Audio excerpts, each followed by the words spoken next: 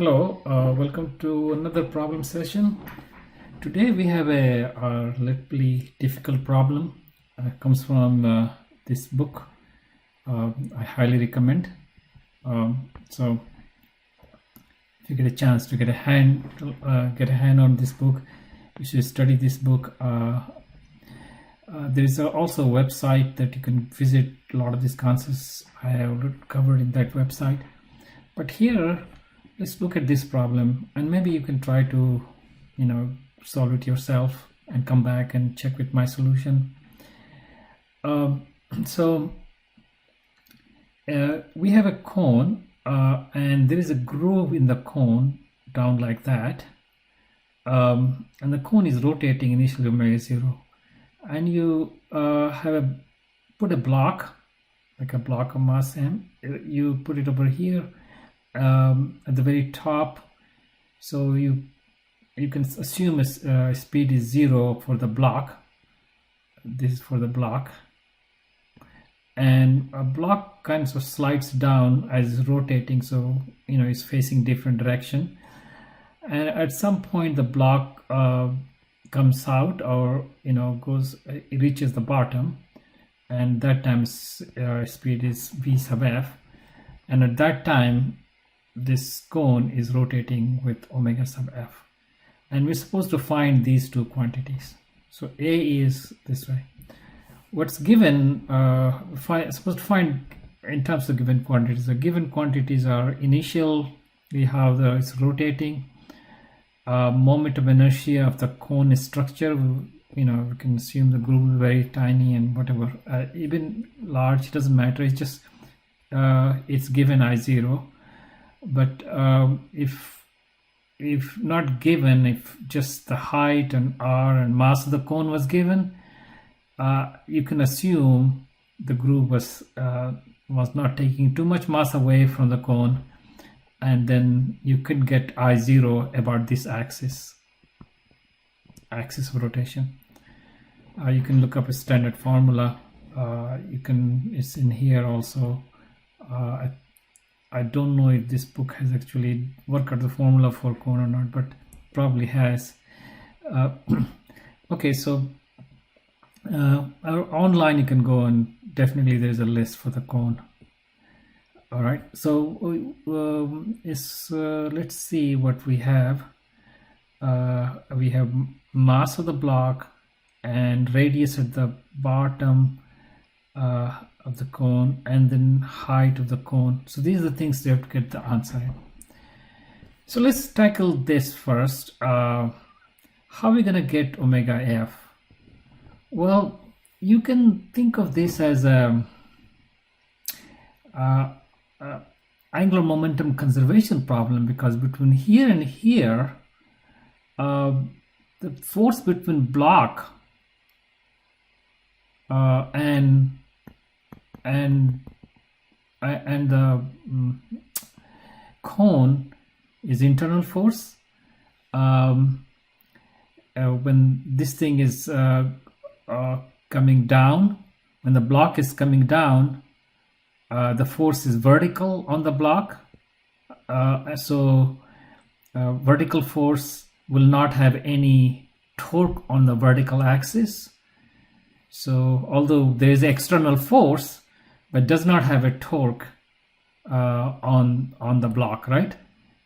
This is an important point I'm making. So you can say axis is that way, and if the force, say the block is some point over here, but the gravity is pointed down, and the axis is parallel. So this is little mg, torque is 0 by this, okay, about this axis.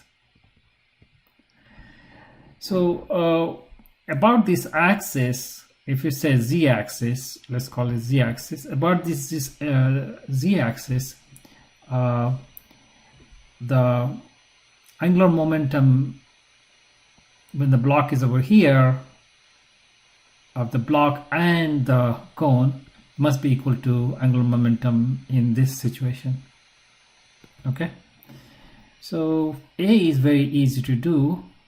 Angular momentum conservation. Now, with that hint, you may be able to do this problem. So maybe you can pause it and do it on your own. All right. Let me check this, how it will work. So initially I have I0 omega 0 for the cone.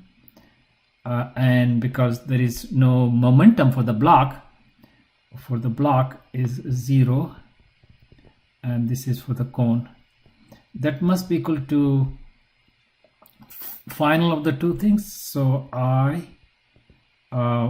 0, same I omega final, plus for the block is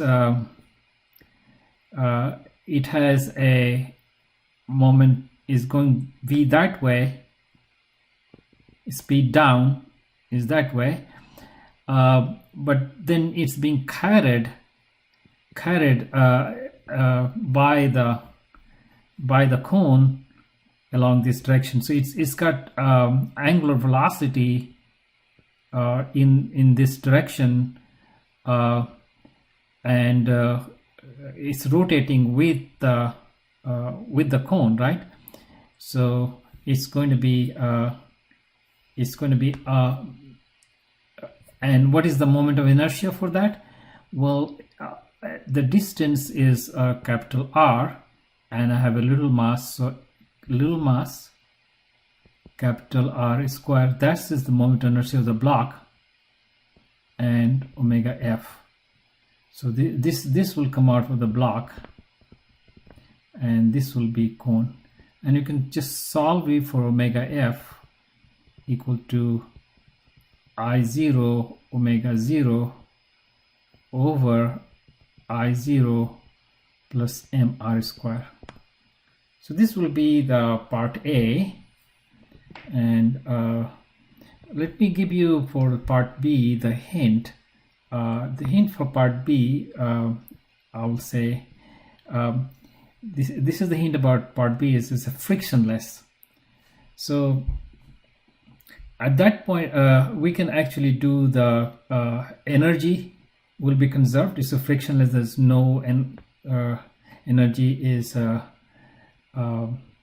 the only energy will conserve, because the only external force is gravity, and gravity is a conservative force, so use energy conservation.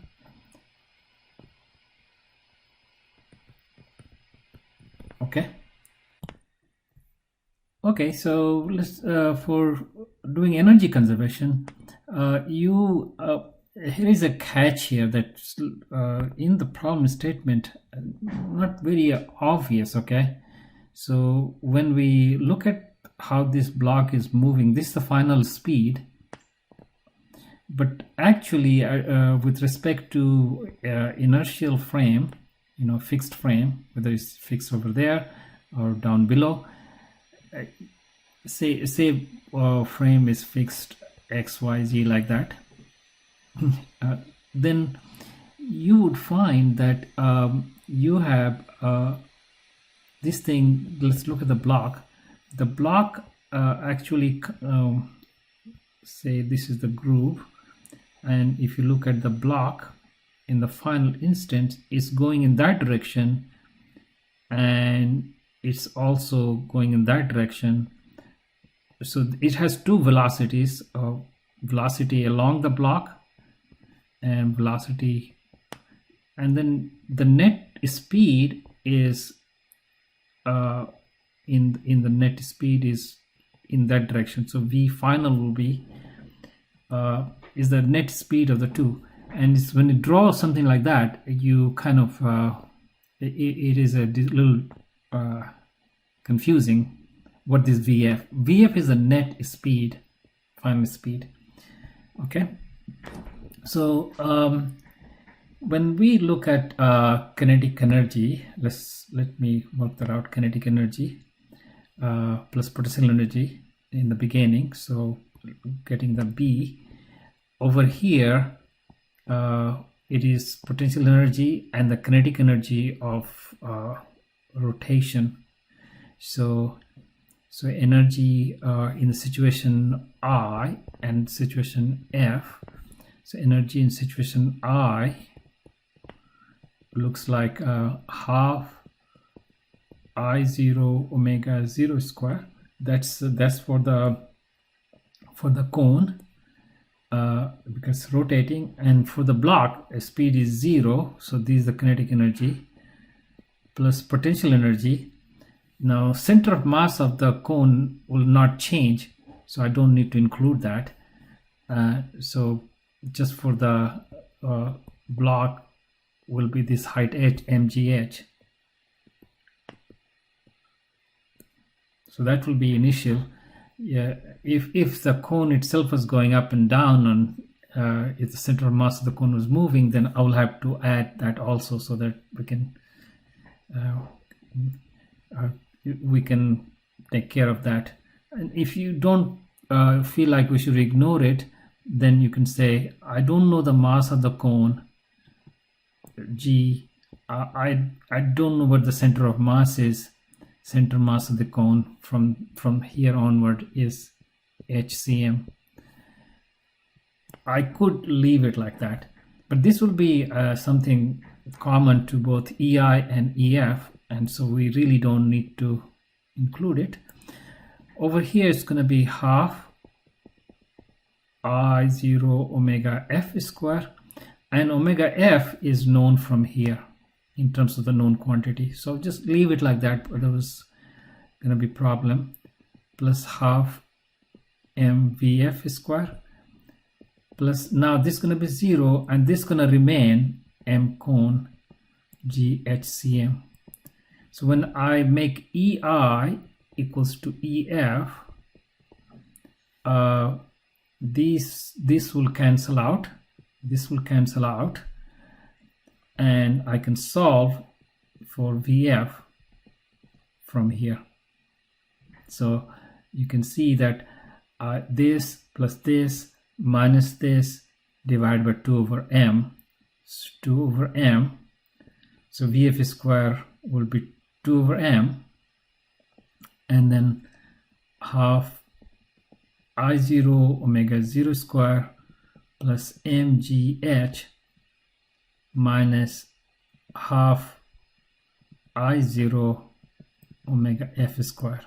And to get a square root of the entire thing is speed, so I'm going to just keep this plus as a square root. So that will be the answer. This you just plug in here, and it's going to make it much more complicated, but that will be your final answer. Okay, so that's it. It is a problem on the difficult side, but once you recognize you have angular momentum conservation and energy conservation, you can actually do it pretty readily. Okay, so that's it for now. I will see you another problem session. Bye.